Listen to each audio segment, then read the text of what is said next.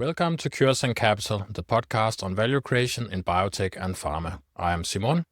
And I'm Martin, and we are here with another episode, this time with Hartaj Singh, founder partner at Tecumsec Partners, writer of the Biotech Capital Compass newsletter, and a former managing director assessing the biotechnology sector at Oppenheimer. So what can our listeners look forward to in this episode, Simon? So in this episode, we will demystify the role of equity analysts. Those are people looking at companies and trying to evaluate them. And we'll be talking about the evaluation of biotech companies and how those companies are different from companies in other industries. We also briefly discuss the state of the biotech sector at this point and the temperature of the biotech winter, if it's heating or getting colder, and also what lies ahead for the future, and much, much more. And please subscribe on YouTube, Spotify, or Apple Podcasts, as it helps us attract new guests. All views and opinions expressed in the podcast are our own and do not represent that of our employers. Now let's jump into it. Please welcome Hartaj Singh. Welcome to our podcast, Hartaj. Can you maybe tell our listeners something about yourself? How did you get all the way here? Martin and Simone, thank you so very much, first and foremost. I really appreciate it. You all invited me to be on this podcast, which is really interesting. This is a new career for me. I used to be a sell-side analyst, and before that, a buy-side. I worked for a hedge fund for about 5 years, had a 20-year career in Wall Street. And now, as my younger brother likes to say, I'm a content creator. So that's how I came here. I'm a content creator now, and I'm helping other content creators create content that hopefully provides a lot of value to people. That's a very interesting journey, and I'm sure we are actually going to unpack it right away. Because as you mentioned, you were on Wall Street, you were also an equity analyst, and then also the first person from a mostly financial background. So could you actually unpack what being an equity analyst means? Because a lot of people in biotech and pharma hear about it, but maybe they don't really know what it is. The question isn't what an equity analyst does, because it was a year ago that I left being a sell-side analyst, just over a year ago. And actually, the financial markets do change. Over time, the valuation methodologies change, the science changes, things change. And so that's why I'm very careful to always just tell people I'm a former equity analyst, because that's a way of saying that, hey, you can ask my advice, but things have changed since then. You could have gone on a hike, but 2 months later, when you go on the same hike, the foliage and everything else is going to be different, right? That's just the seasons, everything else.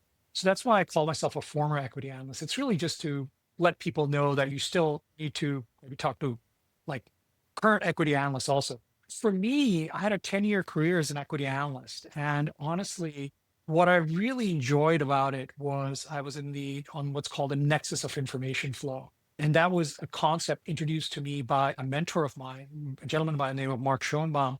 He was the number one ranked analyst in biotech and then in pharma for close to 10 years. Probably in healthcare, at least the most legendary analyst that's ever existed. I think most people agree to that, in my humble opinion also. He's the one that convinced me to go from the buy side to the sell side. And he's the one who told me, he's Hartaj, one of the really cool things about being on the sell side is that you're in the nexus of information flow. Everybody has to talk to you, management, your internal clients at a bank, experts, physicians, scientists, patients. And the reason is because we're extremely heavily regulated here in the United States and even in Europe. And because we're so heavily regulated, we've got to pass all these exams every year, et cetera, et cetera. And we're reminded over and over again what we're allowed to do and not allowed to do. Creates a sort of a safe zone for people to come talk to us because we are very carefully monitored and we have to monitor ourselves very carefully. So that's number one. And so that allows us to really speak to just about anybody. And that's actually a very fun part of the job. The other parts of the job is that just in that nexus of information flow, we also are in between this flow of like biotechnology and biomedical science and the financial markets and storytelling. These are three things I think a good sell-side analyst has to bring together. And then really part of it is also something that I always enjoyed earlier on in my career is being a detective, understanding what a detective does. We got to go sniff stuff out. Does this story make sense financially? Is what's going on here right? Is the management team going to do what they're going to do or not? Are they setting unrealistic expectations, et cetera? So all these things are, I think, what go into being a sell-side equity research analyst in the biomedical and biotechnology sciences. But after 10 years, I was ready for a new challenge. And so here we are. So what does equity mean? What does buy side mean? And what does sell side mean? Thank you. Thank you so much. Those are great questions because honestly, 20 years ago when I started my career in the financial market, if you had asked me that question a year before I joined Lehman Brothers in 2005, I would have not known what those terms. Equity is essentially, the share, like stock. Equity is a fancy technical term for what a company puts out and share. And it's the most risky of the asset class that companies can utilize. They can also utilize debt, which is another asset class. They can use what's called converts, other kind of fancier mechanisms. In biotech, really, it's just equity. There's rarely ever debt, and there's like these things called warrants. So equity is a technical term for shares, essentially. Think of it as like a stock or the shares. But it's very important equity when you're modeling something. When you say equity from a modeling perspective, that actually means something very specific. It doesn't necessarily mean the stock. It actually means something very specific. Return on equity, the risk premium on equity, et cetera, et cetera. The buy side essentially refers to investors who actually invest money. So these are mutual funds, hedge funds, big pension funds, et cetera. In my line of work on Wall Street, the buy side, you'd refer to somebody as a person who's actually managing money and investing it. The sell side are people who work for banks and we're analysts like myself. We're selling ideas. Whenever I used to go and meet people in Europe, in the United States, in Taiwan, in Israel, and I would market biotech, I would essentially teach them about biotech if they were not investors, do what's called a teach it. And then more importantly, I would talk to them about specific stocks that we really liked. If they wanted to own only one biotech stock, which one would we recommend and why? So that's where we're sell side. We're selling ideas. And then it's really up to the buy side or whether they want to invest in it or not.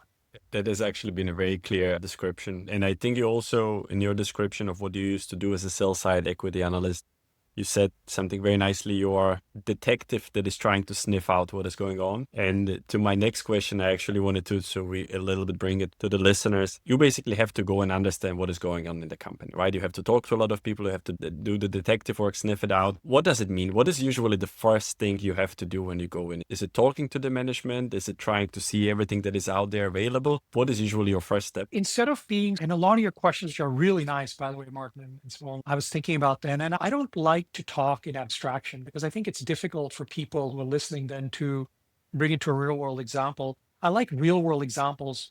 So many times it works, sometimes it falls flat. So you're going to have to tell me. But think about it as, for example, this podcast, right? So, Martin, when you talked to me and we were doing a little bit of due diligence, you were doing before you said you reached out to me and said, let's talk about this podcast. You wanted to listen to me and stuff, right? So, as a podcaster, you and Simon, you've been doing this for a while. You have a good idea what works and what doesn't work for your audience, right? And so, right off the bat, when you were talking to me and we had our first initial call, there were certain things you were listening for. And so, what were you listening for?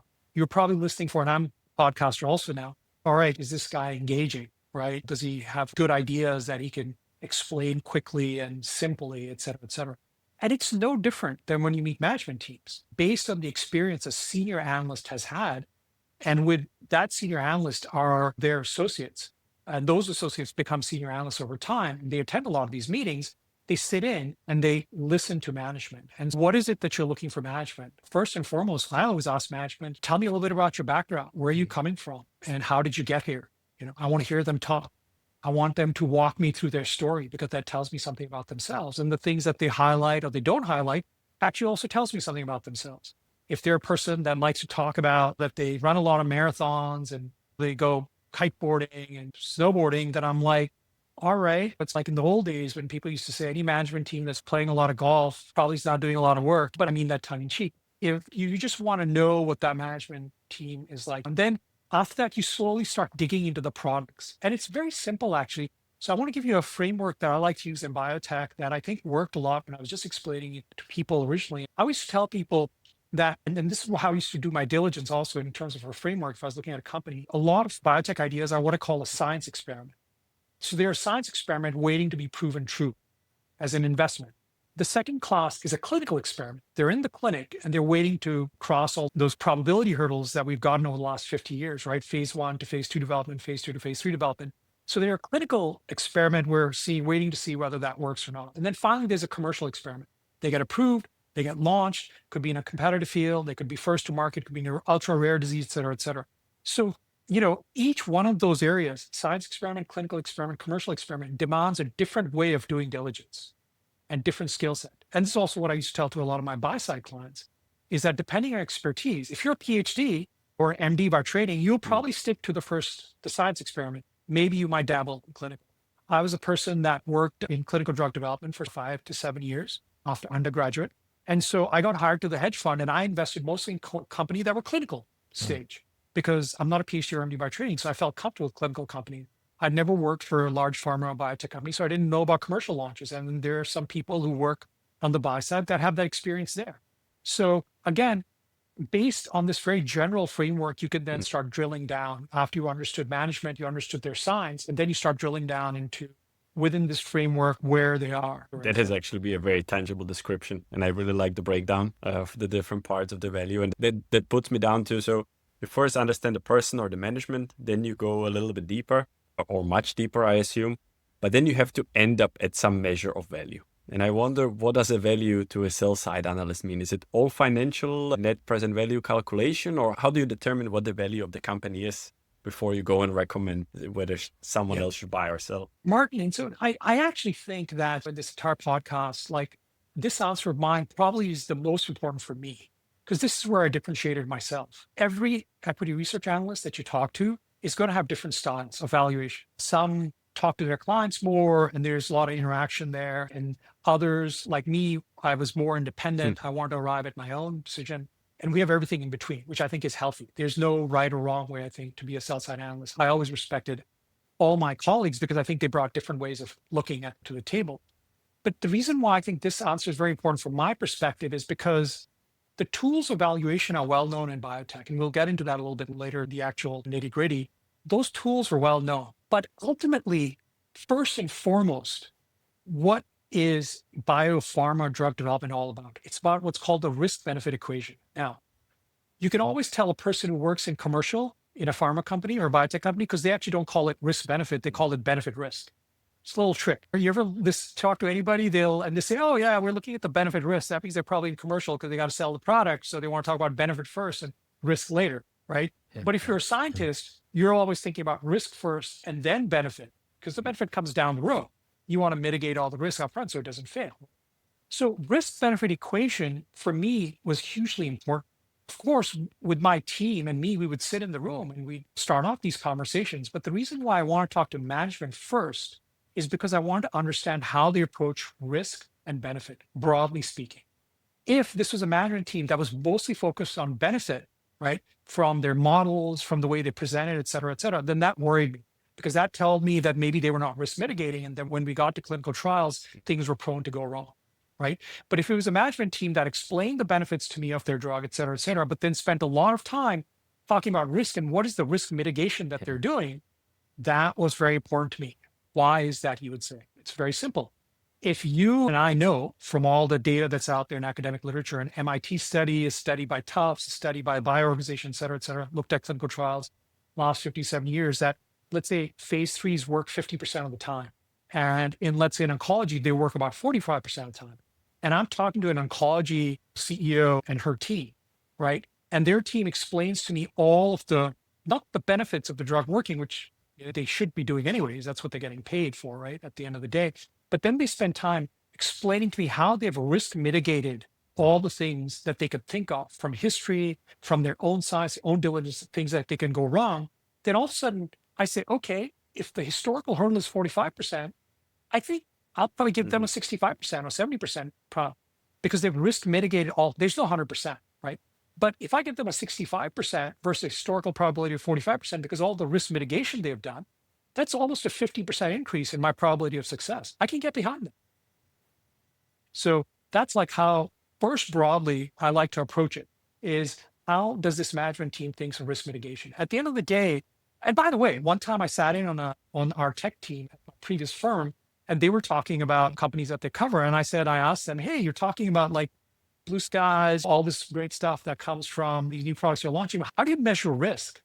They were like stunned. So I actually think this is one of the very unique things about biotech, the risk-adjusted probability NPV, that we could actually export to other industries, actually have people start talking about risk as also, and not just the benefit. So you really need to get a confidence from the management team that they understand what they're doing before you get into a probability of success, especially if it's about benchmark. Correct. Now here, I have to say, we do have it easy in biotech because we've got 50 years worth of data of benchmark, right? Other industries might not have that. But I bet you there's a lot of third-party providers that could easily create that for other industries. This is not complicated. right? If you create the hurdle rates, like of what probability of success and failure have been historically, then why would you not be able to present your case for why you could beat that? Yeah, absolutely. Right. And I think as part of your answer, you mentioned tools. So the tools we use for valuation. And when I was going through your material, I also noticed that you say biotech is in flux, and so are the tools we use to value it. So what is wrong with the tools? And again, here, Martin, I'll add the caveat to you, both of you, is that this is my opinion. There's many other sell-siders and buy-siders, investment professionals and analysts, and they have their own opinions. So my opinion is just a data point of one. I don't think I'm very unique here. It's just my perspective. I think that the biggest thing, there are a few things I think biotech really struggles with and why I think it's in this constant flux. So we have this great amount of data for all the probabilities, right? The risk-adjusted NPV, net present value, right? That's one way that we do it. Risk adjusted means we look at probabilities historical. So we have that in phase 1, phase 2, phase 3, have that in preclinical, et cetera. So that's nice. That creates your hurdle rate on the risk adjustment. The NPV is peak sales, time to peak sales, discount rate, some other things, et cetera. And one of the things that, because biotech companies for so long, I think 80% or more of the biotech companies, the NBI index, the NASDAQ Biotechnology Index, are money losing. So if you're money losing, like, how do you understand the risk premium? Like, how do you calculate the risk premium, right? One way you could do it, I used to do it by looking at the historical ROE, return on equity, for profitable biotech companies. That used to be between 15 and 25% over time. If interest rates go up, that'll also go up, right? So use that as your benchmark, meaning the argument being that, okay, if I have $1 to invest, can I invest it in companies that already exist and I get an ROE between 15 and 25%, or I'm going to put it in a startup biotech company, but then I'm going to use a 25% risk adjustment on that, on the discount rate, et cetera. So this is what I mean, it's in flux. But if I was to have this discussion with another biotech professional or maybe an investment banker, of course, chaperoned by a lawyer, about such technical thing, we would probably disagree. They would have their own opinion. If you look at literature says that because biotech, you're using a risk adjusted NPV, you're already using probabilities, then you don't need to use such a heavy discount rate. You can bring it down to 10 to 15%, because the probabilities that you're using, that is your risk adjustment. So that's doing the work there for you. So you don't need to like do the double whammy. I might still argue about that, but maybe I'm just overly conservative. But our models used to work pretty good when we had in terms of our price target and stuff. But I don't know if that answers your question, but that's what I mean. It's in flux. When you look at the equations that we use for valuing a company, they seem simple. When you start diving into them, they're extremely complicated and they're hard to pin down other than the historical probability rates. And that's why that biotech is constantly in flux. And then the second part I'll just leave you with is that we have these binary readouts. So how do you value that? I work for a hedge fund. I got some of those right, got many more wrong. Like, how do you value that? It's essentially becomes a little bit like going to Vegas. I shouldn't be saying that here as a professional in the industry who still has all of his licenses. I don't want to lose them. But the thing is, like, when it becomes binary, at that point, a lot of people, it's very difficult to assess how that's going to work out. There are some people who make a living doing that and exceptionally good in biotech. They're very few, far between. I would say that's probably less than 5% of the biotech investing professionals out there that are really good at that kind of stuff. And I think that's a really nice answer. And as you said, it's the equation of value, at least from a textbook example. It can look simple on the paper, but then when you actually have to assess what it means, it's very hard. We had people here talking before about, everyone talks about probability of success when it comes to the technical probability of success. But how about things like the commercial probability of success and etc.? There's so many drivers of the value equation that have to be considered. Hearing you talk about these models, a scientist would ask, have you validated these models in a prospective way? Do you actually know the number on the valuations across the industry? How does that calibration curve look like? Or is it completely just a voodoo thing? No, Simon, I'll tell you what, a lot of times it's analogous to this in the wind. I'm teasing. Oh, is there a wind or no? No. Or like with golfers, we go pick up some grass and we toss and be like, oh, I think there's a wind and it's going in this direction. Yeah. So I should hit the ball slightly to the right if the wind's going to the left, the wind's going to the right. No, it's not like that. It's not. I mean, but biotech, like I said, but it's a really valid point, Simon. I think that with my clients at my previous firms, I was able to gain credibility. My team, and I had some really good team members whose modeling was just stunning. And together as a team, we ended up being pretty good. So when they were like big moves on stocks, they usually would get to our price target. When something didn't work out, the stock would collapse and it would get down to where we had identified it would probably be at if we like stripped things out of our model and stuff. So, to your point, credibility, financial modeling on Wall Street as an analyst, right? Not as an investor, because investor, you got to send your quarterly returns to everybody, right? So that tells you whether you're successful or not. But as an analyst, the way you earn it is just through over time and by talking to your clients and people telling you, like, for example, during COVID, we were probably the biggest supporters of Moderna, and we helped do the IPO of that company. And the stock was like at 15 or 20. And I'd done a lot of work on that company even before I started covering it, before the IPO. And having worked in clinical drug development, I understand how clinical like probabilities work. And everybody knows that in vaccines, of the phase 2 data, which is increasing antibodies, right? You give the vaccine for your antibodies and there's no side effects, then vaccines, drug development is one of those areas where your phase 2 probabilities go from 25% to like 75% in phase 3.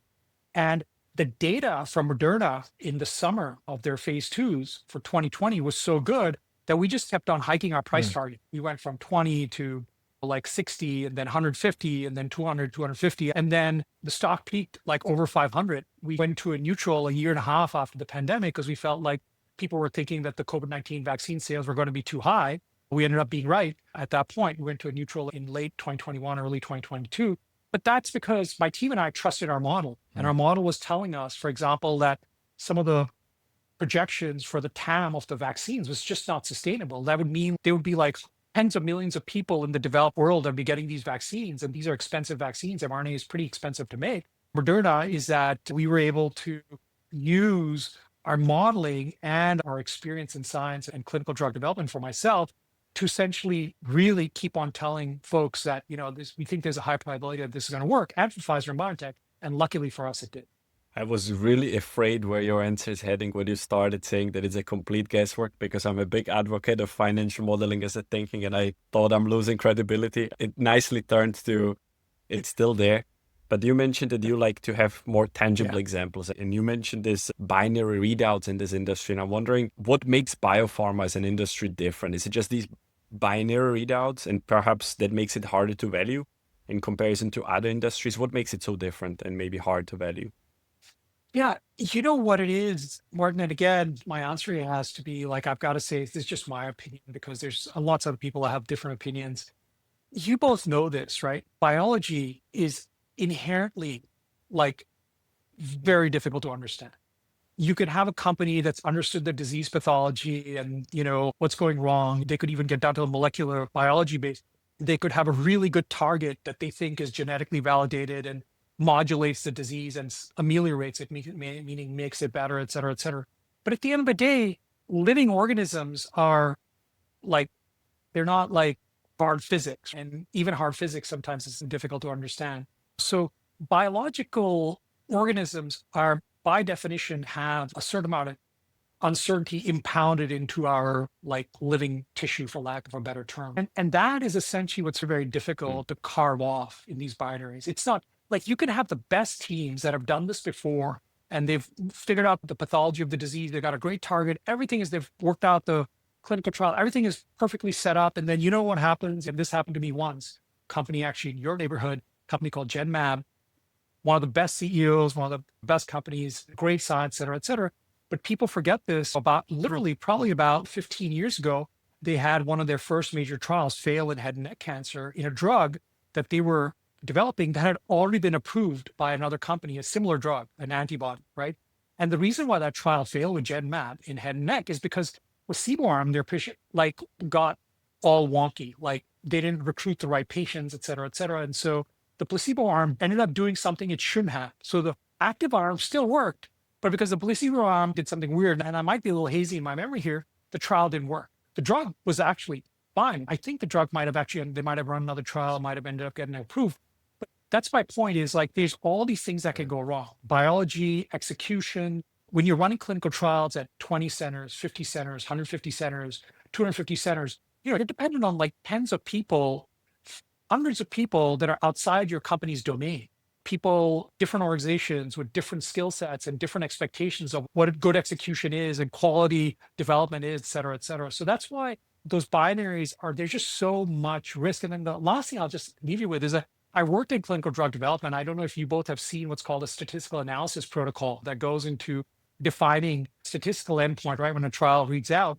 And it's like hundreds, if not thousands of pages. Like it's a big document. And when I was on the buy side, on the hedge fund side, we would have like 100 pages worth of documents to go over and read and come down. That's why, like, after 4 or 5 years being in a hedge fund, I'm like, peace out, I'm out, especially because I was covering Europe and it was only binaries that I could do over there. There were a few other ones. And I was just like, the statistical analysis protocol is hundreds of pages. And I'm being asked to come up with an insight of whether this trial is going to work or not going to work on 1/100th the amount of information that the company has, what's called information asymmetry. And so that's the other, I think, reason that makes it very difficult to model these binaries as an investor. This is actually very interesting. And now you mentioned the complexities, right? You also mentioned the tools. And I'm wondering, that leads me to think that there are going to be probably many examples where this kind of value attribution and the market got it wrong, right? Either they undervalued the breakthrough science or they actually overvalued something that wasn't as valuable. Do we have any of these examples? Look at your own neighborhood, right? Novo Nordisk and Lilly, right? People used to think Novo Nordisk is this quaint little company here in America. We thought out there, they just focus on diabetes and what's this metabolic stuff that they're doing. They carved off Novozymes and like Novozymes was doing its own thing, et cetera. I got to know it because I covered Europe for 5 years for a hedge fund. No, man, they've been working on obesity for a long time. Lilly's also been doing fantastic work, but Novo might be one of the originators of like how Merck is to checkpoint inhibition. And that's the other example I was going to use, right? These are companies where they're lucky because they have probably already products and good cash flow, so they can fund R&D for a while. They have investor bases that are like willing to be patient, but they also still execute and provide good returns in the intermediate. And then once in a while, they hit a really like a home run, like Merck did with pembrolizumab, their PD-1, right? And then Bristol after that. And like instead of abstraction, let me give you the example from another perspective, right? I don't know what's a good example for, but baseball is not a game that's very well known by Europeans, right? It's well known by Americans. But there's a simplicity to baseball that I can just explain when it's pitched to you. You just hit it, and you can either go to first base. If you hit it really well, you can go to second base. If you hit it even better, you can go to third base. You're running, not being thrown out. And then once in a while, you hit a home run. Now, here's the thing.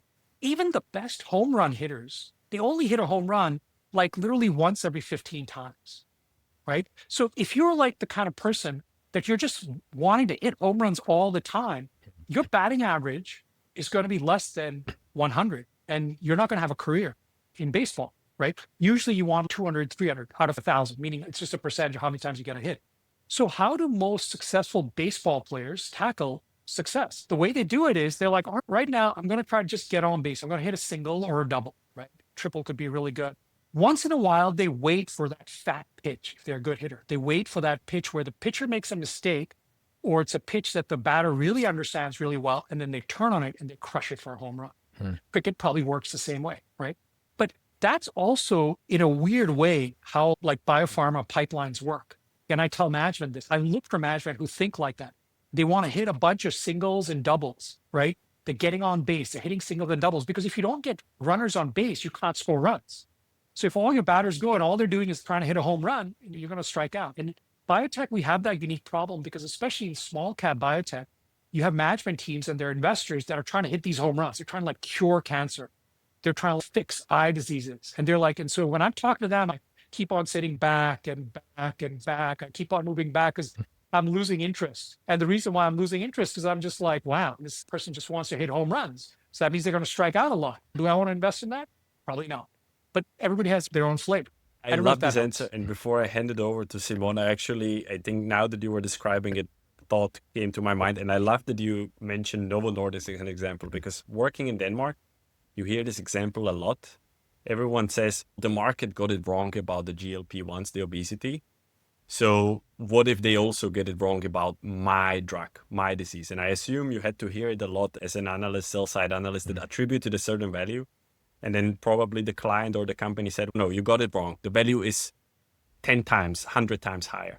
What do you tell to those people? They think they are on the GLP-1. They are the black swan, but they in reality might not be. Yeah, Martin, think about it this way, right? So if you are a person that's trying to explain this to investors, your clients, right? I use the Mhm. baseball analogy a lot with my clients, and I would tell them, I'm like, look, Novo is very financially very well run. They've been known for that, right? And that they will deliver you good revenues, and their earnings will grow faster than revenues. That's called financial leverage, right? And so you can invest in them on that. So as sales and earnings number keep on going up, the stock should go up, and the multiple, they should get a growth multiple, et cetera, et cetera. And then I would tell investors, oh, by the way, they've got this like home run hitter here called the GLP-1 that they've been developing. I don't know how to value it. I don't even know if it works. It's like a black swan kind of event. That could be something you could own it for. And it's not actually, I prefer for it to Mhm. not be in the valuation, because then it's more upside, right? I Yeah. would actually prefer that people misunderstand that. Now, that's a great setup. Now, if people were already expecting a lot out of GLP-1s 6, 7, 8 years ago, just like with Moderna, mRNA vaccine, BioNTech, and Pfizer, people are expecting nothing. Even the Merck CEO, who's a really brilliant gentleman at that time, he's retired now, got on TV, and I think he was just trying to manage expectation. He was not being negative about Moderna, Pfizer, and BioNTech. He said, it's very difficult for these things to work. I don't know if it's going to work. That was like the summer or the fall of 2020. And I think he was just trying to manage expectations. He ended up being spectacularly wrong. Worked for Moderna and for Pfizer. And GLP-1s worked for, same thing, PD-1s. I was actually at the presentation with Merck when they presented their original PD-1 data, pembrolizumab, this large phase 1b/2 trial, which Roger Perlmutter, the gentleman who'd come over from Amgen, was the head of chief scientific officer there. He had pushed it, really had been the champion there when he had gotten at Merck.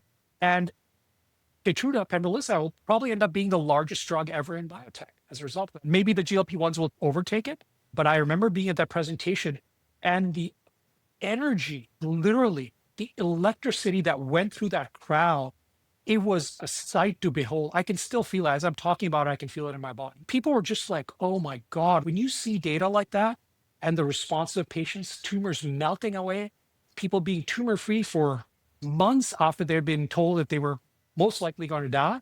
And everybody walked out saying, this is why we do this. This is cool. I'll try to bring it from the external market environment into the companies and how the external environment shapes companies' strategies. But maybe first we should start by looking at what is the state of the biopharma market today. Yeah. So it's interesting. I think the large caps are doing fine. They go through their ups and downs. They're probably doing actually a little bit better than expected, simply because a lot of people who are invested in biopharma, because they're experts there, or a lot of fund managers would ask me, oh, I can only own one biopharma company. Tell me which one. Then they buy the large caps. Everybody goes to like safety, right? I mean, in the broader markets, we have the same thing, right? A lot of people are invested in the Mag 7, right? The tech stocks. So this is actually pretty typical human behavior. We're seeing the same thing in biopharma. So what does that do to the mid to small caps? It leaves them a starved for cash, right?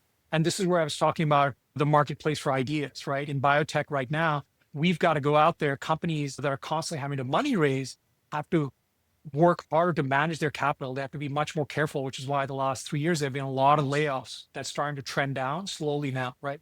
That's number one. Number two, they've got to do a better job of telling their stories in order to raise money. And then number three, most importantly, they've got to have science that's really good and that's progressing from preclinical to clinical. So I think that's where the state of biopharma is. You would say the large caps are probably doing better than expected. The people who work there, good salaries, are getting paid well. They probably have stock options. Stock options are working, so they're happy. And people in the startup world, man, it's been a bear. But I will say things are turning around. We can talk about that later. But I really do believe that things are turning around. Okay, but that's a very optimistic note. And now that we've heard so much about the biotech winter and whatnot, but what do you see as the biggest driving forces in the industry today? All the uncertainty, most favored nation, turmoil at FDA. What's top of mind for you? Yeah. So, it's really interesting. So when you use the term biotech winter, I saw that in your notes. It's a term that I think is very appropriate. I use the term biotech recession. Like we've literally been in a recession. And I'll give you a very simple factoid. In early 2021, in the NBI index, there were 375 companies in the NBI index. At its bottom, which was about 6 months ago, actually November, December of last year, so now like 10, 11 months ago, it got down to 220. So think about that. A third, 40%, 45% of companies got ejected out. They were gone. That's the other thing about biotech. When things don't work, it's like game over. There's no way you can respin it or do something else with it, right? So for us, it's very binary. So now from 220, just more recently now, in the last, we're up at 250, right? So we're taking a step function back. So that's the first example I give to people. This is like top of mind. So imagine if you are head of a department, right, in your company, right, or you're running people and you're having to cut costs, you're doing cost control. your project is not working well or it's delayed, whatever, what's the first thing you'll do? Most people, they cut costs. It's actually pretty typical or normal, right? So they let go of people, right? They reduce resources, they reduce the burn rate. And that tells you that department or that company's under stress. Right? But it works the other way around too. If all of a sudden you start seeing the burn rate starting to increase, right? And one or two other people are hired for critical tasks, et cetera, right? They go from phase 2 and they're like, all right, we're starting to talk to sites for phase 3, right? That tells you that, all right, good things are happening. So that's usually a leading indicator for the fact that that organization or that group or that company is turning around. So that's something we've been highlighting for the last year. And when I was previous as a sell-sider, my previous firms, when I used to market to generalists, they loved this. They used to actually ask me for that one slide for my marketing deck. Can you send me that? Because I want to show this to my other portfolio managers, because they got it. A lot of generalists, they got it. They're like, when a sector is under stress, people are being let go, resources are being conserved, and everything is shrinking. And then when all of a sudden things stop shrinking and then they start slowly expanding, that's the sign that maybe it's turned a corner. Maybe it's turned a corner. It hasn't yet. The reason it hasn't turned a corner yet, I believe, is that we still don't have that first big spark of what could light the biotech fire. In 2013, when we turned the corner, the thing that lit the biotech fire was actually gene editing, gene therapy, right? Billions of dollars flowed in. These companies got founded out of Boston. Those people who won Nobel Prizes, gene therapy companies, etc. And then that led to like other areas getting up and stuff. So we still don't have that one big idea in biotech, whether it could be science. I actually think it could be AI, because AI is one technology that was very useful in biotechnology. And we can talk about that later or maybe for another podcast. Right now, we don't have a big idea that could really put the wind underneath our sails. We just have this initial leading indicator that maybe instead of contracting, the number of companies is now slowly expanding. A clear answer. Before I go to my next question, so what's the risk appetite, the risk perception? Yeah, I would say, honestly, if you ask me, risk appetite's more like 0 being like zero desire for risk, and 10 being like, all right, we're at the cocktail, we're having cocktails, and I'm talking to somebody, and they're like, Hartaj, just stop talking. Let's enjoy our drinks, but how much of a check do you want me to write? That's number 10 risk appetite. And biotech, by the way, does get there from time to time. Hopefully we'll be there, 3 of us one day. When it's there, we'll be like talking. We're like, remember, we saw it happen. But like right now, I would say we're probably still at a 4, maybe a 5. Some people who are very skeptical, and I think a lot of my colleagues in the biopharma industry, investment professionals who had to suffer a lot, might say it's like a 2 or 3. But let's just say the range is probably between 2 and 5. That's where we're at. Okay, so that's a pretty freezing temperatures. And that leads me to my next question also. How does this impact how organizations deploy capital? And of course, I'm very much also looking at how companies are deploying capital to R&D, but how do they think about deploying capital if the stakeholders on the other side of the fence have scored the risk appetite at a 2 to 4? Yeah. So here's the thing. Here's the flip side to that, right? And something, you're absolutely right. It's freezing. And in fact, I would actually take it a step worse. We got a lot of very humorous people. And part of it are humorous is because we've suffered for 4 years now, 5 years now, we've been suffering. So it brings out a lot of humor. People might say it's actually not just freezing, but it's also burning. It's like a freezing and burning sensation together. That's where risk appetite is right now. It's like freezing and burning. But here's the thing. This is the beauty about biotech. Like I said, risk benefit, the binary, right? The biotech is quantum in a way, many ways in its own way. One analogy I give to people is that biotech is very analogous to the Hunger Games. You ever read that novel? Great novel, lots of really great movies came out of that. And the Hunger Games, the idea basically there is, right? And actually, it's a horrible idea, but the idea is these districts compete and they send their children to compete among them. Then there's 2 champions left, usually a man and a woman, right? And they're considered like the champions. They're like the creme de la of like industry, and they're given all these awards and everything like that. Now, you know what's surprising? Biotech actually works like that. So our small caps that are funded are exactly like our children. And we send them off into the IPO, to the public markets. And then there are these binaries. They're fighting for capital, for cash, for ideas and stuff. And a lot of them die, unfortunately. They die, just like the Hunger Game. But here's the thing. The ones that are left are exceedingly strong. They have been hardened by the hardest like fire there is. It's like the steel that's put into the hottest fire, and you get the best sword, right? So the companies in biotech that tend to then move further, they get stronger and stronger. And financially, actually, it also makes a lot of sense, because if your product works, and most biotech products are not me toos, right? They're usually first or second in that market, like the PD-1s and whatnot. What happens and you, Martin, I think especially you'll understand this, but what happens is once the drug gets approved, like it has 10, 15 years ahead of it, usually 17 years of patent exclusivity, and then what's called like a exclusivity around all the clinical drug development, their data and stuff. So you get these cash flows for 10, 15 years that any investor can just dial into their model. Not only do you have a hardened management team, battle hardened management team through this competition, but you got these amazing annuity stream of cash flows. And my one argument as to why I think biotech is undervalued right now, even the large caps, is if I tell you that you can invest in a stock that has quarterly variations, they might be up or down, but like they have a PD-1 like a Merck that's going to give you like 15, 20% CAGR for the next 8 years, and the cash flows stream is guaranteed basically because there's only Bristol after them, but so many people need this, that's guaranteed. Why would you not put a very high multiple on that? Like you should be like, yeah, tell me where to sign up.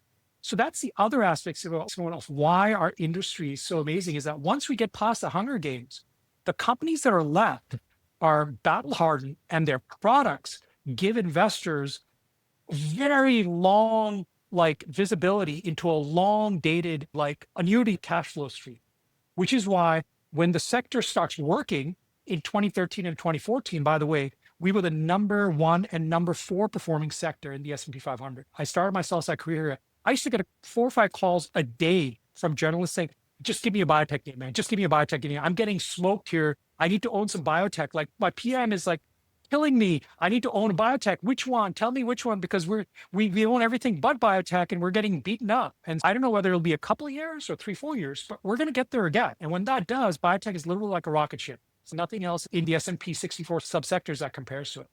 That's interesting. Martin and I, we were looking at also historically the stock performance on S&P 500 and the US Pharma and the XBI, the biotech index. And I think looking at those curves, it was a little bit hard to actually see why you would want to invest in biopharma today and then say, okay, no, I'm going all in on semiconductors and AI or whatever. What's your view on that?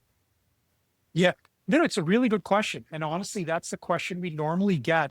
If you actually go back and you look at, we had a big like downturn in 2000, right? That lasted 2004 before the sector started working, right? Because this consolidation phase, this like what I call the Hunger Games, they take time, right? Like they're not just in one day, like an event over a few weeks. And for biotech, that consolidation takes like 2, 3, 4, 5 years. There's usually big IPO windows and secondary windows. So during that consolidation phase, a lot of people avoid biotech as they should. And we're in that consolidation phase right now. It's 4 years from 2001 to about 2004. In 2008, it went from about 2008 to about 2012. Again, 4 years, right? And in that consolidation phase, it feels like it doesn't make sense. Now, I'll give you a simple factoid. If on January 1st, the NBI index was 200 billion in market cap, by second half of 2015, when Hillary Clinton did a tweet and we had our big drawdown at that point, it was 1.6 billion. It increased even with that fallow period, like that 4-year period, I'm telling you, from 2008 to 2012, where things didn't work, even including that 4-year period, we climbed from 200 billion to 1.6 billion. Now, we've had about a 4-year downturn right now. COVID, we went from literally, we had the downturn, we went down to 800 billion. Then from 800 billion, we went almost like 2 trillion. And now we're back at like 1.3 billion. So what happens, Simone, is that when the sectors are working, a lot of investors should probably just be watching it, which is what a lot of investors are doing right now. I can even tell from my biotech newsletter. A lot of people read it, pretty sure they just want to get, because we're showing them that the sector is working. It's 4 years that downturn. Now, what happens is once it's ready to go, it will really start working very quickly. Because what happens is you have the large caps, their sales and earnings. If like biotech, think of it as like one company. It's like Biotech Inc. and the stock is BIOT, right? The way I would explain it to you is that in the downturn, a lot of the R&D hasn't worked and there's cost cutting going on, but the larger legacy products are the ones that's driving that company, but they have slow sales. So you should get a low multiple on that. Then what happens is those companies are also themselves launching products, right? Those larger like products, they have like next generation version. So their growth starts increasing. And then you got the small to mid cap products that got into R&D, they start reaching the market. And all of a sudden they start turbocharging the larger products. And then all of a sudden we got an industry that goes from right now, it's about high single digits sales growth, low double digits earnings growth for the large caps. Also, we go from that to 20% growth on the top line, 35% growth on the bottom line for 3-4 years. And just remember, these are annuity streams. The reason why long onlys love to own it, pension funds, is because even beside that bump, you're still going to get all of that visibility, 10 years worth of like cash flows out into the future from this company. There's no other industry that can say that, by the way. Literally no other industry. Maybe energy. Actually, I talked to an energy analyst once in Houston. Really great gentleman. He was thinking of starting to cover biotech for his fund. And when I explained biotech to him, he said, "Oh, wow, Hartaj, when we go looking for, we drill for oil in something, it's very binary. It can work or not work. But once you get in an oil field, you get like these cash flows for 20, 30, 40, 50 years. It's like biotech is similar in a weird way." I was like, "Yeah, come on over and join the club." I don't think he did. But that's what I mean is I hope that makes sense more. Yeah. And also you mentioned the pension funds, but also in maybe more the general public, retail investors and everyone, whether these stocks are under-owned. Or what would you tell? And of course, we're not giving investment advice, but if pension funds or maybe families out there with some investment dollars to spare, how should they view this versus maybe just putting their money in Tesla or something they've read about? No, it's fair. If you want to own like a Tesla electric vehicles, that's a good argument, right? The world is becoming more electrified, and transportation is probably one of the first sectors that's going to get impacted by that, right? That's the pitch. My brother and his family have owned Teslas for many years now, and that's their pitch, right? So the thing is, it's a very similar pitch for biotech. And what I would say is, it's not a pitch versus electrification because it's very different. Electrification means our lives are getting better. Climate change is affecting it positively. What's biotech doing? Health. People are living longer and they want to live better, higher quality lives, right? So that's number one. And then I tell people, let's just do a thought experiment.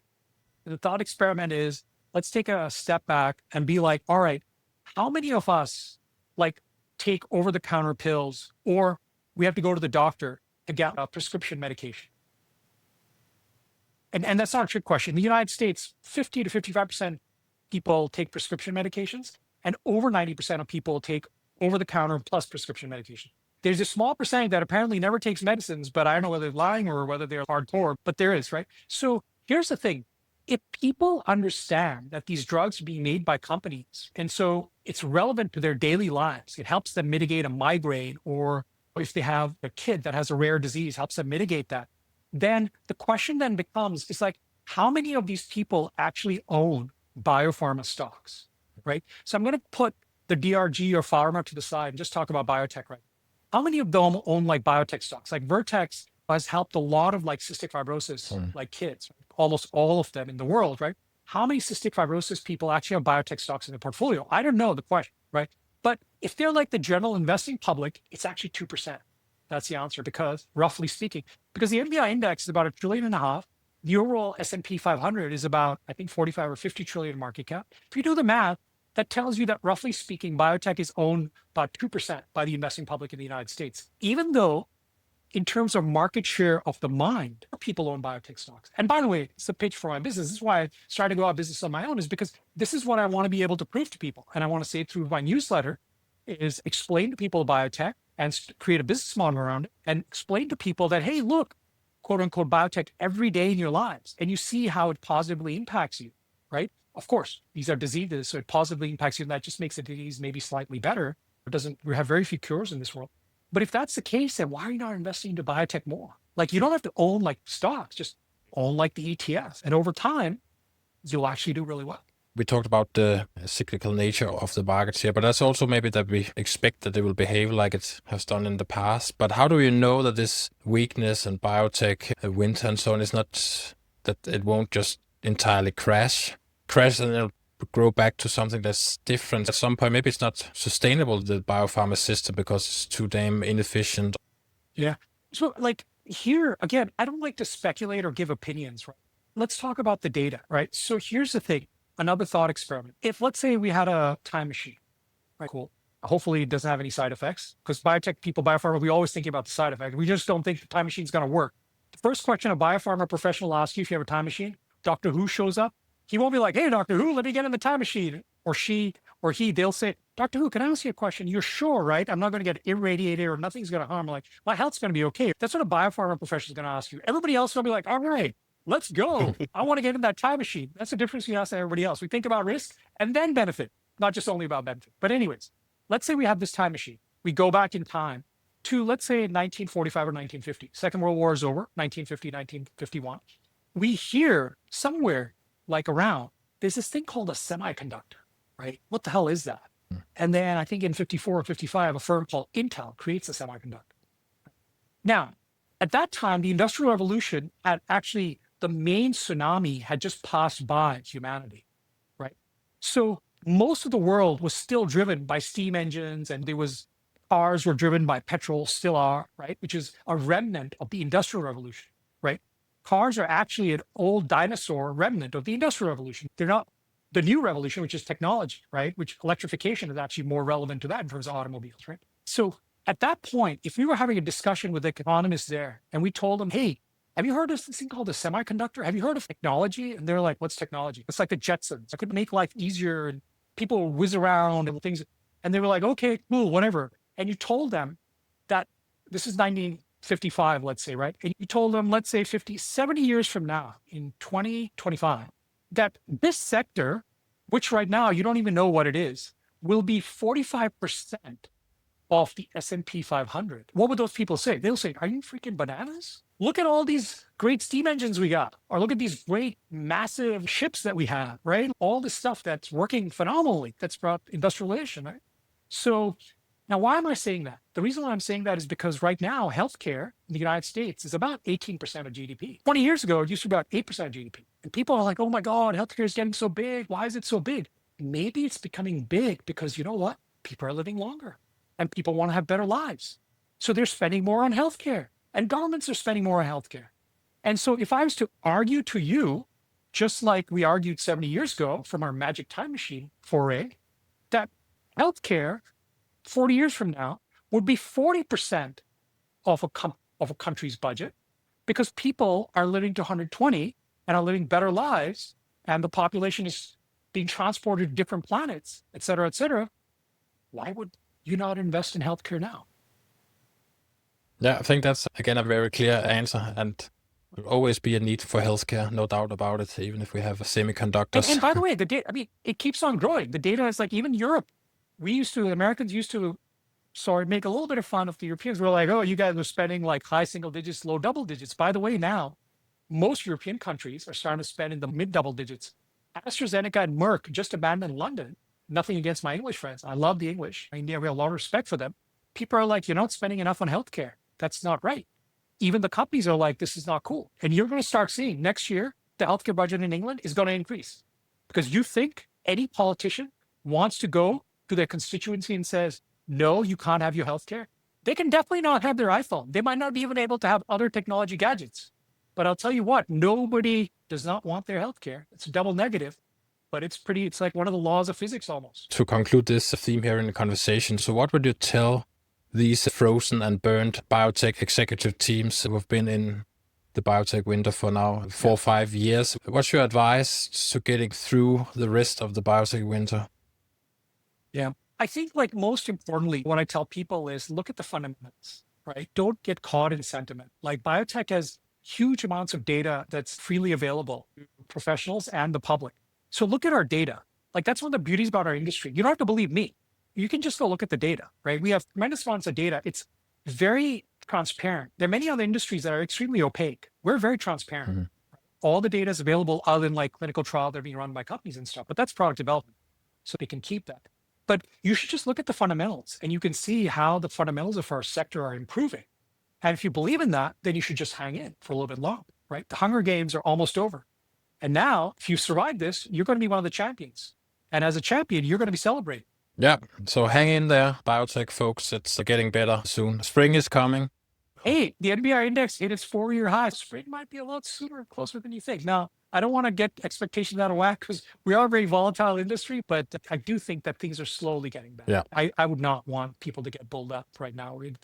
Our sector can always prove us wrong. It's done that before. What does the future look like in terms of value creation? You looked at a lot of companies in the past, but what will people be looking for in the future? And how would the market value companies? Is it, okay, it has to be AI, or it has to be this or that thing? So here's the thing, right? I told you about that annuity stream, right? Once the products are approved, why would you not get a much bigger multiple once you get that new It's like an annuity stream, those cash flows.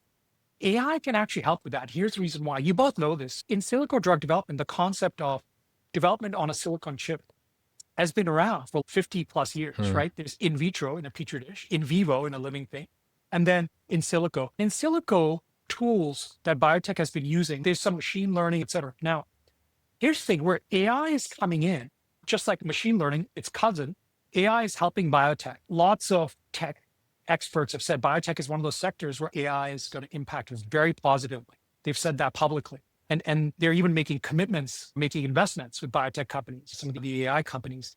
And the reason is we generate a lot of data, and that data with these large language models is a lot easier to analyze. Before large language models and generative AI, it was very difficult to get the data in such a form or fashion that you could analyze these massive data sets, right? I don't want to oversell it, but here's the thing. Like biotech drug development and biopharma drug development is hampered. These timelines are long, and everybody talks about it. Everybody has the statistics, right? So people are like, oh, they get on TV and they're like, oh, it takes 8 years to do this and $2 billion to develop, drop and everything. But people are still, they're like regulatory and there's clinical and there's risk and there's all of this like binary. But why does it take so long? That's still people, the experts in our industry will tell you that probably the biggest reason. And again, I don't want to make abstraction. I give like a real world example. I tell people that most of the industry, especially tech, when a team starts developing a product, it's like they get off on a ramp, even in Denmark, and they get onto a highway. And the highway is flat and it's like a tarmac. And you can get up to 100, 120, 150. In Germany on the Autobahn, you can get 200 kilometers, right? Or however like fast you want to go. Right? And it's a beautiful open road that you're just whizzing down. It's flat, straight, etc.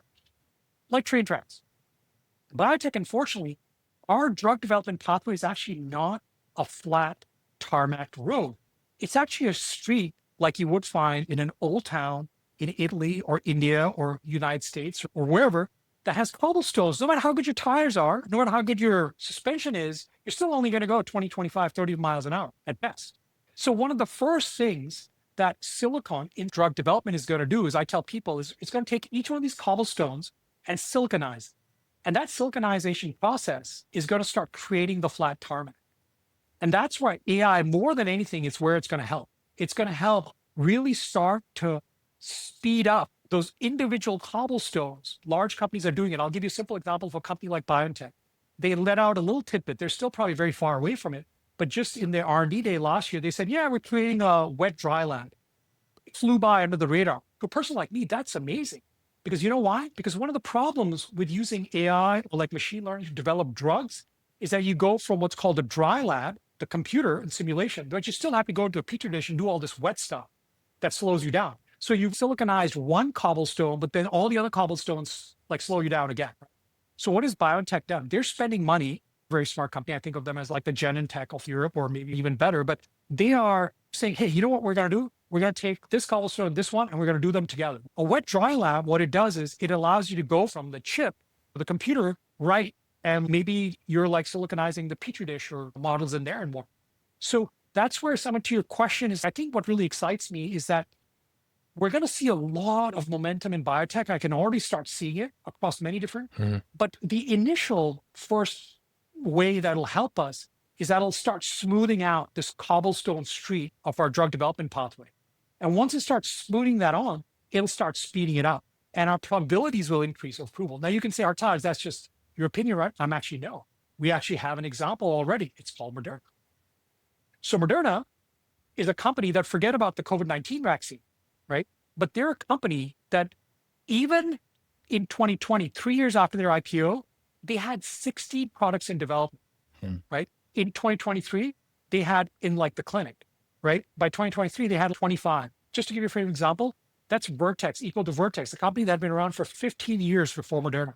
So people say, why is Moderna spending so much money right now? You know why? It's because the mRNA platform and their usage of machine learning and technologies that went to their lots of robots and lots of software in their factories out in around Boston, they're using that as a platform to speed up the drug development pathway, to move from preclinic to clinic much more quickly. Then they're moving across the clinic much more quickly, and they have shown the data.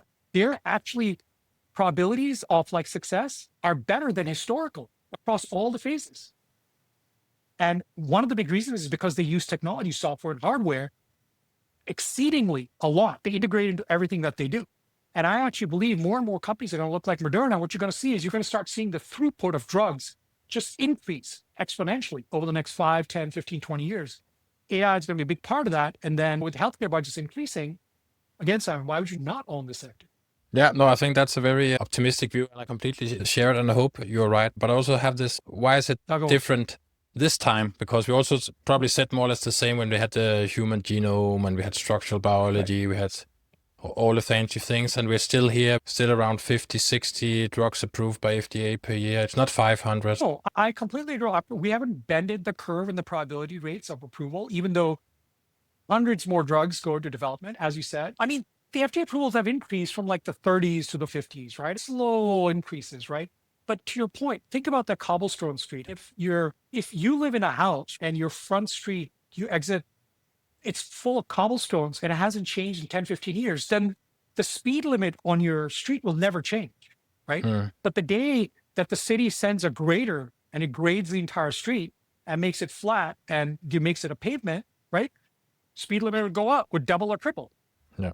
So that's our rate limiting step right now. And I think like a lot of these generative technologies and machine learning and stuff are helping with that. I still don't think it's something, but I do think actually it'll happen in our lifetime. That I'm actually certain. I think that's a great optimism, and I completely share it. If we look also to the types of investors, and of course it's often you've been a specialty investor or a sell side yourself, but do you see the different types of investors? It could be the pension funds, and that's a debate we sometimes have here in Denmark as well, or other types that they would come into this beautiful space. So here's the thing. I'm not going to give you my opinion. I'm just going to give you some examples of what happened in 2013 and 14, right? When biotech was the number 1 and number 4 performing sector. And we've had other episodes. 2000, when the internet version 1.0 was down, we were like up for a couple of years, right? So because we just had a good wave at that time.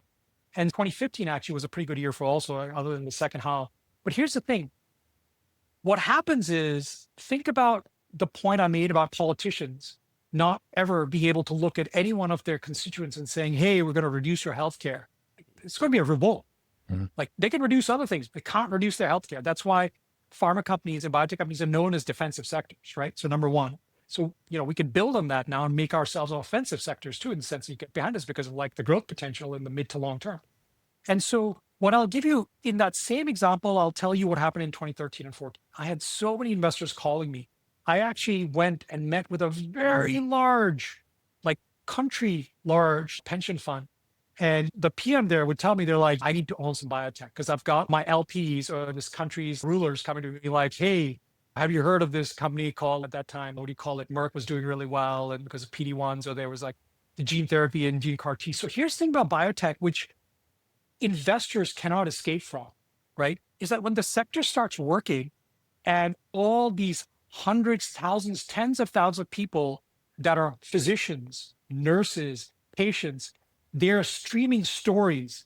They're getting viral videos. They're getting on CNBC. They're getting on like ABC, CBS. They're getting on, it's like GLP-1s. They're getting on obesity. Look at me, I'm feeling better. It's like Serena Williams doing an ad for Roe, right? Like you don't think if Roe was a public company, most people are like, dude, like Serena's using Roe. We should own some stock in Roe. That's the thing, is like what happens with the healthcare companies, the way it starts working this flywheel and the benefits of all these drugs that are coming through and helping people, everybody starts talking about it.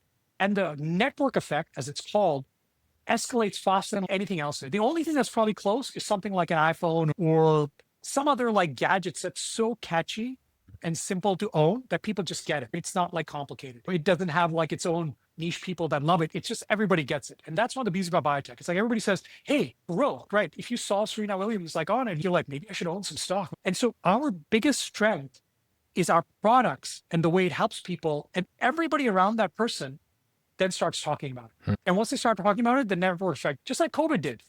COVID exploded biotech investment. We were coming to our next downturn. That actually made our recession, our winter, as you call it, even worse in some ways, because we were already coming to our next downturn.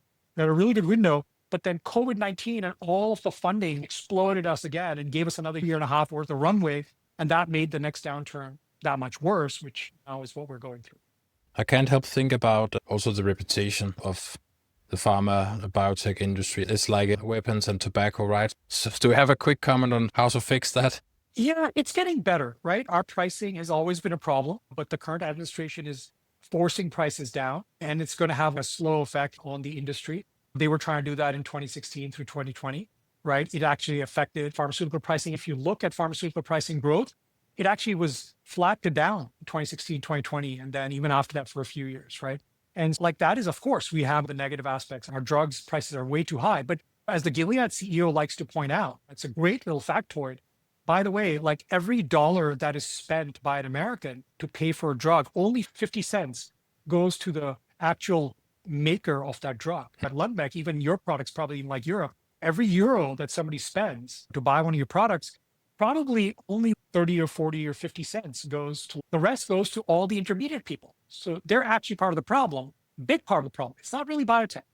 And by the way, Simon, I'll also add this, like our pricing models are actually very scientific. Like you can actually Google this. So we're a very transparent industry. We do very big studies. They're called pharmacoeconomic modeling. Pharmacoeconomic industry is the industry in itself, employing tens of thousands of people. And we do this very complex modeling where we gather all this data, use comparators as to how we should price a drug that's new to market. And then we explain that to reimbursement authorities as to why we price it that way. Which other company in the sector does that, by the way? Name me one. It's not a trick question. There's actually none that does that unless you live in an autocratic country and the government tells you what to do. So again, I think some of the things that we get a bad reputation, but I think that's because people don't really understand all of the hoops our industry has to go through in order to go from an idea to a pill or injection or an IV that goes into a human being. Yeah, well, I think that's definitely something with the overall sort of literacy in the public. It is a complicated industry. But it keeps us from investing in it too, to your point. That becomes a huge impediment, which is why these podcasts, the work that you guys are doing, some of the stuff I'm trying to do is such a big portion of how we try to bring more people into our industry and start investing into our industries, because we're trying to help them understand that it's not, there is a ton of data. You just have to have the relevant frameworks to help you frame it. I just had somebody ask me recently, they're like, oh man, through your investing newsletter, do you want me to learn everything about biotech? I was like, no, not at all. It's like poker. We publish a newsletter. If you're a poker player, does that mean you know everything about cards or how cards work? No, you know about probabilities. That's why you play poker. And you know about how to judge your opponent. Those are two things basically that go into poker. If you understand probability-based investing and you understand some basic ideas like a science experiment, clinical, commercial, you can actually become a pretty savvy biotech investor. Historically, there have been a lot of actually retail investors that have traded biotech that were not biologists or biotech specialists. And then also going back to the companies and how they react to these external factors. So what would you tell these companies? And if it's a public company, you have your earnings call coming up every quarter and so on. So it's so easy to be swayed by the external environment. Oh, let's cut R&D costs or let's do this or that. So how do you have any advice or how to think about the short term and the long term in these companies? It's really, if you ask me what is the one thing that we could improve, that would probably be it, right? The marketplace of ideas is also leads to the marketplace of people. I was lucky enough to go to business school. I don't know if either of you went or not. In business school, we're taught that the single biggest thing any organization can do is recruit the next generation of people.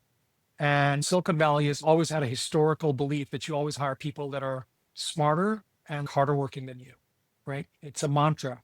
Most companies there are founded on that belief. That's the one thing I wish we could do better. I don't think that the biopharma industry, like we just wait for the PhDs and the doctors to graduate, and then the ones that want to come into industry, we like interview them and then we bring them in. It's all right. Like we don't actually go out there. Like Regeneron, I respect them now. They took what's called a Westinghouse high school prize and they converted the Regeneron prize because Westinghouse couldn't really pay for it. Regeneron has a lot of money now. And they sponsor a high school competition every year. That's fantastic. They're teaching people about biotech. They're getting a lot of high schoolers. To your point, I can't say what biopharma management team can or cannot do, Simon, but what I think that we can all do is we can help explain our industry. And secondly, more importantly, we can really work hard to try to recruit the next generation of people that are smarter and harder working than us into our industry. That's what we need. If our industry truly is analogous to the Hunger Games, we need our future generation of warriors to be that much better and stronger and savvier. And it's upon us to create the stories and do the job to recruit them. That is the way I would answer them. And that's a very long-term perspective, thinking about the next generation. Right. So I think that's as long-term as one can be. Right. I think that's a great answer. And now, let's say we have the chance to invite you back in 10 years' time.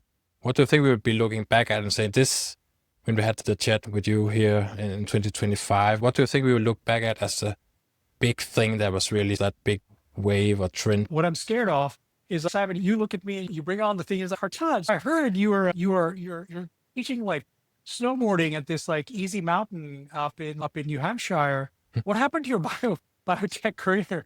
And I'm like, Simon, the biotech winter was so long and so bad that I was learning snowboarding at that time, even though I'm an Indian. I'm like, you know what? Took me like 20 years to learn this damn thing. Why aren't I making some money off it? So I started teaching it. My specialty is teaching it to people who are adults who have to learn it like I am. So I'm sorry. I was very positive 10 years ago, so it didn't work out. So that's the biggest risk. The recession and the winter are so bad that I end up having to teach snowboarding 10 years from now in my 60s to earn a living. There's not much else I'm probably going to get better at. Or maybe be a photographer, but even arts are very difficult. That's a hobby. Try to make some money off that. Now, in terms of what would be the benefit would be that look, I think most financial experts know that the exposure of literally the entire world to technology is huge, both in the financial markets and in industry. The tech companies, both hardware and software, are like, it's just size in the stock market and in the regular world, it's just massive. For investors that are looking to diversify out of that and have a long-term perspective, like not short-term traders, meaning to me, long-term is at least 3 years, but ideally 5 years, then you should probably start looking at biotech. Not like pharma, because that's a defensive industry, biotech, classic biotech industries. And there's the NBI index, IXBI, IBB, ETF are the way to start. And if you want to diversify away from your massive exposure to tech, biotech is probably it, especially if you have a long-term perspective. And if that's the case, and people just think of us as a tech, but with a bio attached to it, and not a hardware tech or a software tech or some other kind of tech, right? Then we will benefit tremendously. And I think from 10 years from now, aside from the innovation, that rotation possibly to biotech will be something special. And by the way, that might have already started. The last few weeks, the XBI has overcome the IBB. We're seeing some pretty massive moves. The third quarter, by the way, tends to be really good for large cap reporting. The XBI ETF has broken 100 again. We're seeing some very large moves in the ETFs back up, even though, by the way, the short interest is still historical highs for the XBI. So the hedge funds definitely still believe it's overvalued, and I respect them. I work for one. So that's why I caution people. But if you want to nibble and own a little bit of biotech right now, and you have this big exposure to tech, why would you not do that? And I think that's the one thing that we're underestimating that could really provide a great tailwind to us, because we are a tech. We're just biotech. And so to my final question, what piece of advice would you give to the executive teams out there in biopharma who is every day going to work to create value, but also value in the eyes of the market and of course for patients? But if you create value for patients, you probably create value for the market. What would you tell them? So I'll tell you honestly, I think it's something really simple. The biggest shock I had when I moved to Wall Street from working in industry is like when we worked in industry, I worked for clinical research organization. If anybody ever asked most biopharma people, like, why are you doing this? You're like, I want to help patients. Like, it's natural. It's the first thing almost everybody else says, like in our industry, right? Yeah, I want to help patients. I want to like help a patient, or you got into it because your family member or friend or something, and you want to help patients, right? It's like what the raison d'etre for our industry. When I came to financial industry, I used to ask people, why do you do this? And they were like, I want to make money. There's nothing wrong with that. That's what Wall Street is built on. I want to make money. Right? Now, here's the thing. Now, most people, that's okay cocktail conversation, but maybe not. If we go and we're having people like, why are you doing this? You're like, I want to make money. Then, okay, how do you do that around? It might be a good conversation, it might not. Right? But I tell most biopharma executives and people who work in our industry, patients, physicians, everybody, go talk to people. Like, why are we doing this? Show the passion we're doing. We are here to help humanity. But 15 to 20% of people in this country and in Europe are over the age of 65. They have various age-related conditions. Longevity is an issue, right? There's about 5 to 10% of people in this country that are immune compromised, that on any given day can catch a disease from somebody and die. There are 30, 40, 50% of like Americans and equivalent amount of Europeans roughly that have like serious diseases. We are here to help them. So when you go out, when you're having cocktail conversations, you're just meeting people and they ask, why do you do this? You're like, I'm really trying to help people. We are here to help people, to help diseases, but not just that, to help people live longer and live better lives. And if the tens of thousands of 100,000 people start talking about that and not about our stock price or the price for a drug or innovation, I want to cure cancer, because that's still all about me. I want to cure cancer, right? I want to make a better drug. No, we are here to help patients. That is ultimately what we're doing. Like, no matter what anybody says, you still need a team, or no matter how brilliant a scientist or whatever you are. I think if we just start talking to people about that and badgering them with our conviction or our passion, you will find more people starting to invest in our industry. That's what I tell those executives to do. Excellent closing remark, and I'll hand it over to you, Martin. I also agree. I think it has been an excellent closing remark. But now we are coming towards the end and we discussed a lot. But is there anything we didn't discuss that you feel like is particularly important to bring up now? Yeah. Always end with the risk, like the risk thing, right? It's like the one thing we actually didn't talk about, and I think we should probably talk about it another time, is the volatility of biotech. It's not like pharma. We've had companies like Celgene and Vertex, which were like tens of billions, like 50 plus billion in market cap, close to 100 billion, be down like 20% on a given day, 15%. That just freaks people out. What the hell? I know people who are bond traders, for them, they talk about basis points. A basis point is like 1/100th of 1%. And they're like, oh, this thing moved 10 basis points. When I first moved to Wall Street, I was like, what is a basis point and what's 10? It took me a long time. Bond traders, like, and you tell them that, oh, yeah, something moved 1,500 basis points. But they're like, what? 15%. They don't even know. I mean, it's like another universe altogether. It's like we're not even in this galaxy. We're like another place altogether. So I think the biotech volatility is something that can cause people a lot of indigestion.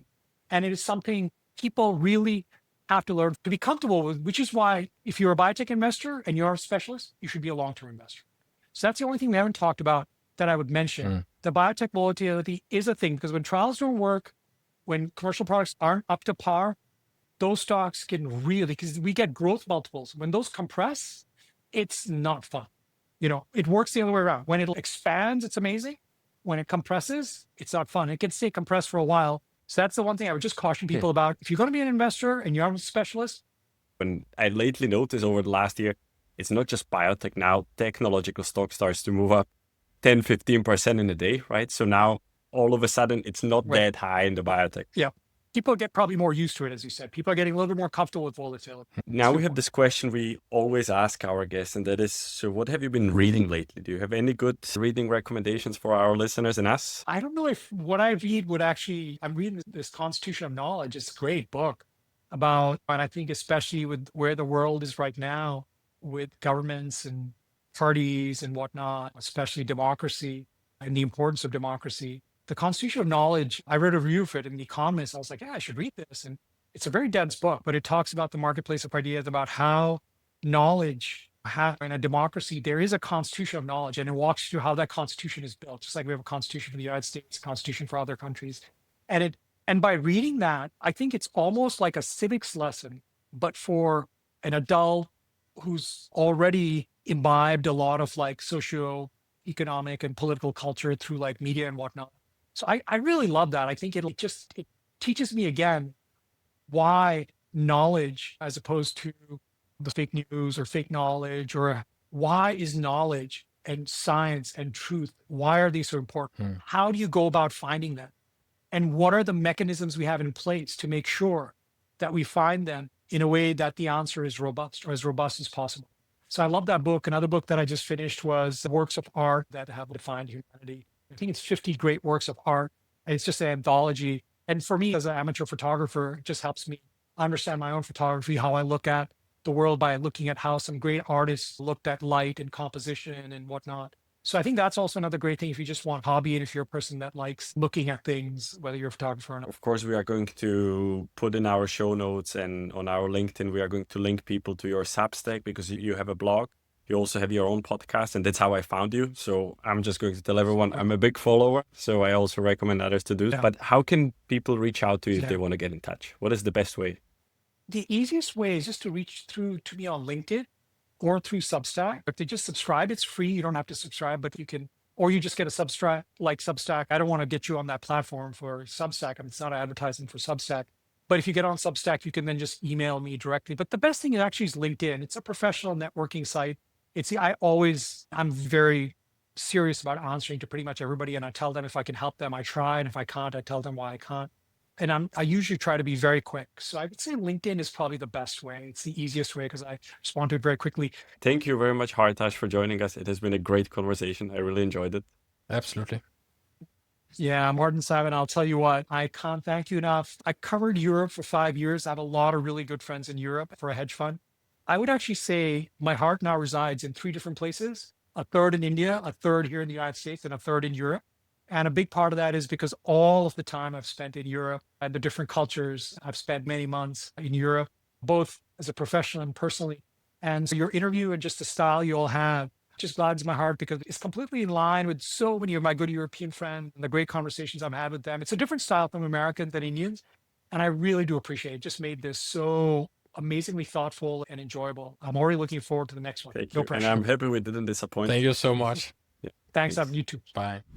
So, Martin, this was our conversation with Hartaj Singh. What did you take away?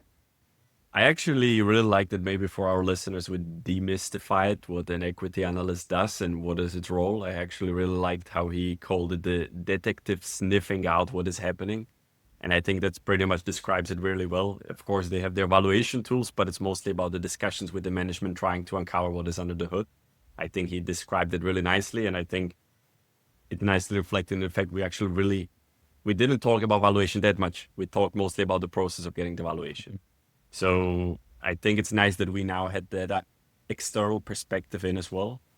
And at least personally, I think when he was describing how biopharma and biotech world works and compared it to the Hunger Games analogy, I think it's spot on. It's an environment where you really go through the fire. A lot of the incumbents, they die along the process, and those that survive, they then go on and thrive because they were battle hardened.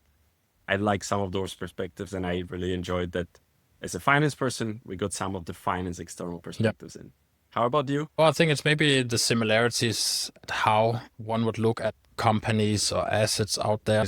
Whether you sit in a company, inside a pharma company, in business development, finance, portfolio management, I think fundamentally we're still looking at value the same way as Hartaj described. An equity analyst actually has an extra advantage compared to people working in companies that he or she can go around, talk directly to management executives in investor meetings. He also talked about how he chats with management. They used to chat with executives to get information on how much they play golf or how many marathons they've done, whatever, just to get an understanding what they're talking about and what they're not talking about.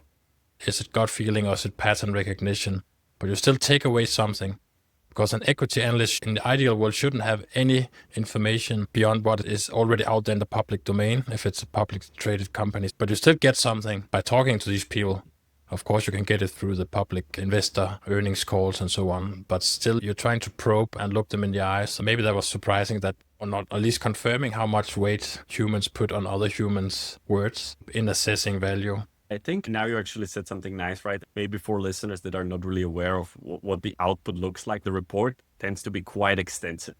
And I think a lot of times heard is, oh, there was this analyst sitting somewhere in a room putting a number on my company. But if you then go through the report, sometimes it's 5, 10, even more pages where the number is just a small part of it.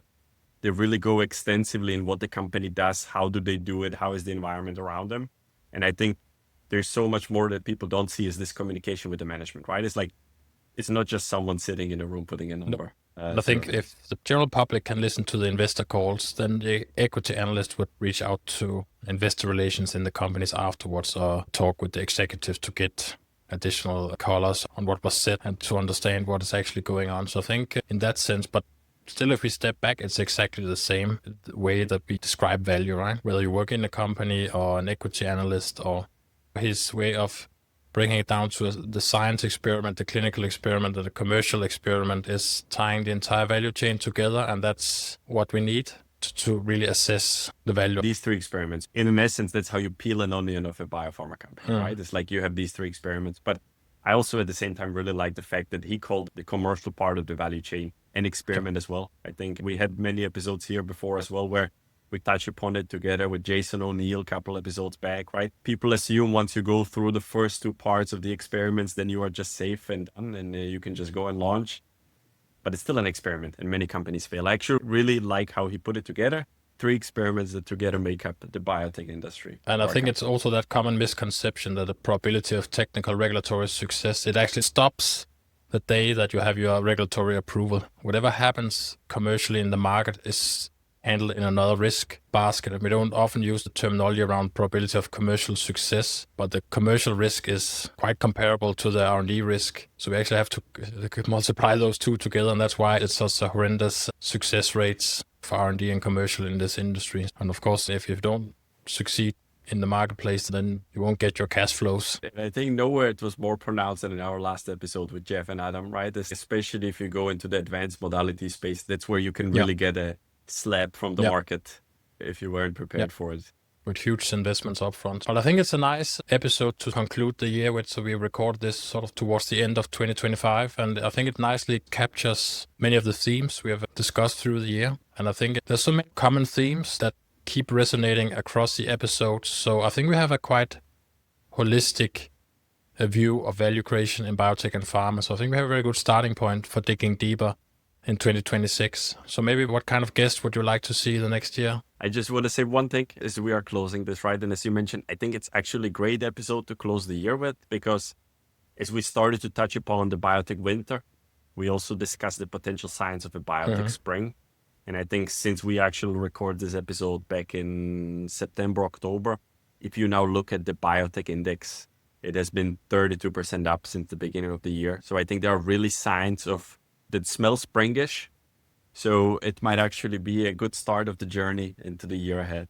Yeah, but okay, I see you're optimistic that the biotech recession will improve. Fingers crossed. I think it's been maybe the worst biotech recession for a long time, if not ever. And I think maybe we should try to challenge ourselves for next year to see if we can find one or more people who are really critical about the industry. They come up from time to time. So I think that's maybe the challenge to ourselves, to learn a lot by being challenged how the industry works. So let's see if any of our listeners have some good suggestions. We're happy to get the input for that. I fully agree with you. And I think we should look for those people that challenge our opinions. And that's why we have this podcast in the first place, right? To learn more. I don't have much else to add. I hope our listeners were also in great company with Hartaj Singh. He has a very contagious, positive attitude to many things. With that, let's end it here, Martin. And please check out our LinkedIn page. Just search for Cures and Capital. And again, subscribe on YouTube, Apple Podcasts, and Spotify. And we'll be back soon. Thank you very much for listening, and enjoy the vacation coming in. Thank you. Thank you.